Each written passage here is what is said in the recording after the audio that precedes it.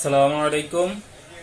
আমি doctor Naimul Kibria, BHMS Bangladesh homeopathy medical college, BHMS রোকেয়ান ইসলাম homeopathy medical college. আমরা আজকেও আমরা বমি নিয়ে বলবো। আমরা বমি নিয়ে অনেকগুলাই ভিডিও করছি, আজকে এটা শেষ করব, কারণ হচ্ছে অনেক রকম হয়ে যাচ্ছে। আমি ধারণা করি যে এত রকম বলার পরে মানুষ বা যারা হোমিও চিকিৎসা নেয় বা ডাক্তাররা তারা বুঝবে, অনেক কিছু বুঝে যাবে। শুধু আজকে শেষ ভিডিওটা করব যেটা রক্ত বমির কথা। রক্ত বমি হইলে কখন কি ওষুধ দেওয়া যাইতে পারে, কি ওষুধ চিন্তা করতে পারি। রক্ত বমি নিয়ে প্রথমে আমরা বলবো, যদি পেট জ্বালা সহ অধিক লাল গরম বমি হয়, রক্ত বমি করে এবং ঠান্ডা পানি পান করলে যদি উপশম হয়, তখন আমরা বেলেডোনার কথা চিন্তা করি। এরপরে আমরা বলি, যক্ষার সাথে যদি এই রক্ত বমি করে তাহলে আমরা থেরিডিয়নের কথা চিন্তা করব। এরপরে যদি বমির সাথে লাল টকটকে রক্ত উঠে আর এই ব্যাপারটা যদি সকালে বেশি হয় বা সারাদিনও থাকে কিন্তু সকালে বেশি, অথবা শুধু সকালে বমিটা হয়, যদি ব্যাপারটা এমন হয় তাহলে আমরা লাইকোপোডিয়ামের কথা চিন্তা করব।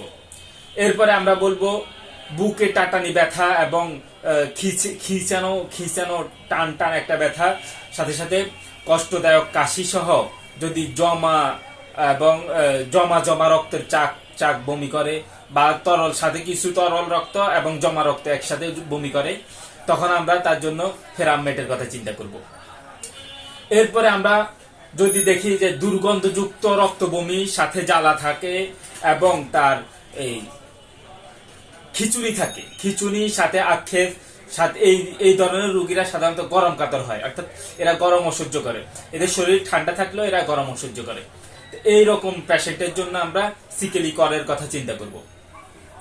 এরপরে যদি কারোর এমন হয়, এটা মেয়েদের ব্যাপারে, যদি তাদের রজস্রাব বন্ধ হয়ে যদি রক্ত বমি শুরু হয়, তখন আমরা তাদের জন্য ফালসিটিলার কথা চিন্তা করি।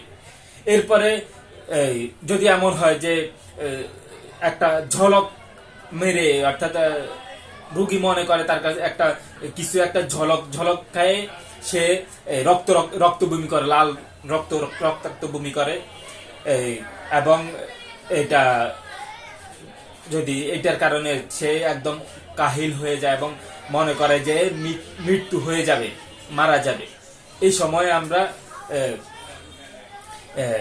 জেরোনিয়াম ম্যাকুলেটাম মেডিসিনটা ব্যবহার করি। এরপরে পেটে আঘাত লেগে বা অত্যাধিক পরিশ্রম করার পরে যদি কারোর রক্ত বমি হয়, তখন আমরা আর্নিকার কথা চিন্তা করতে পারি। এরপরে যাদের প্লিহা মানে স্প্লিনের মধ্যে যদি স্প্লিনের রোগের কারণে যদি কারোর রক্ত বমি হয়, তখন আমরা কার্ডিয়াস মেরির কথা চিন্তা করব। এরপরে কারোর যদি এমন হয় যে রক্ত বমি, কিন্তু ব্যাপারটা এই রক্ত বমির সাথে তার কাছে তিক্ত একটা স্বাদ লাগে, তার কাছে মনে হয় বিষয়গুলা তিতা হয়, বা এই রক্তগুলো অনেক সময় লাল হইতে পারে, কালো হইতে পারে, কিন্তু তিতা ভাবটা তার মধ্যে থাকবে। যদি তিতা ভাব থাকে, তখন আমরা কার্ডিয়াস মেরির কথা চিন্তা করব।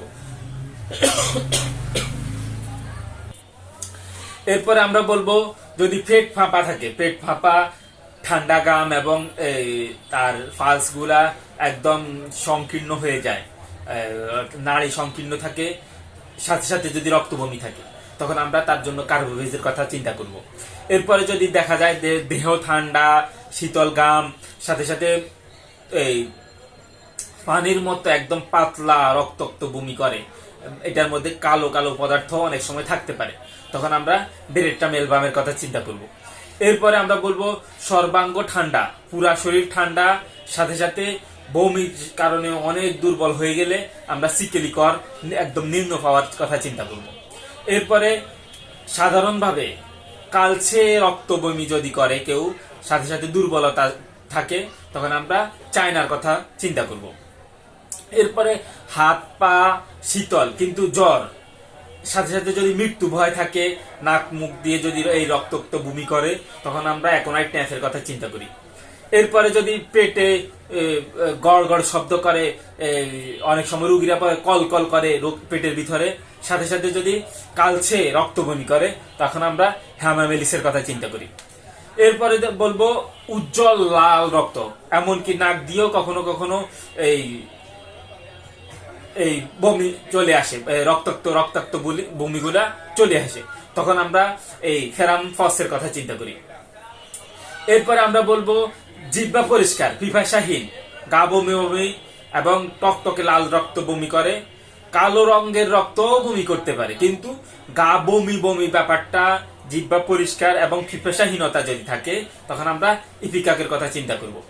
এরপরে আমরা বলবো কোন রকম ব্যথা বেদনা নাই, কিন্তু লাল টকটক বমি করে এবং সাথে সাথে জ্বরও থাকতে পারে। যদি এই ব্যাপারটা হয়, কোন রকম ব্যথা বেদনা, কোনো কষ্ট নাই, ব্যাস এমনি লাল টকটক বমি করে, মাঝে মাঝে জ্বরও থাকতে পারে, জ্বর নাও থাকতে পারে, তখন আমরা মিলিফোলিয়ামের কথা চিন্তা করব। এরপরে আমরা বলবো রক্ত বমি যদি শুইলে বাড়ে, রক্ত বমি করে কিন্তু তার যদি এটা শুইলে যদি বেড়ে যায়, তখন আমরা স্টানাম মেটের কথা চিন্তা করব। এই বলে আজকের মতো এখানে আমাদের বক্তব্য এখানে শেষ করছি। সালামু আলাইকুম ওয়া রাহমাতুল্লাহি ওয়া বারাকাতুহু।